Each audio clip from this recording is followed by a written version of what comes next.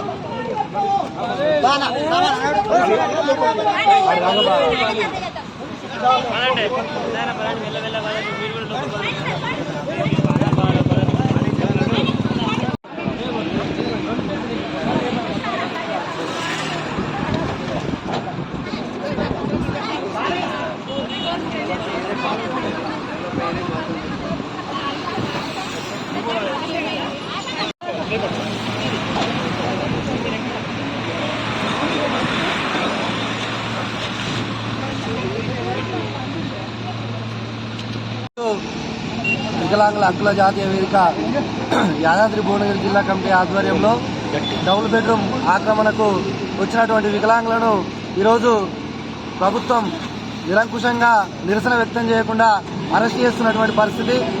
2017లో GO తీసుకొచ్చింది. వికలాంగులకు ఖచ్చితంగా 5% ఇల్లు కేటాయించాలని ప్రభుత్వం మెమో జారీ చేసినప్పటికీ రాష్ట్ర వ్యాప్తంగా ఎక్కడ కూడా వికలాంగులకు ఇల్లు కేటాయించలేదు.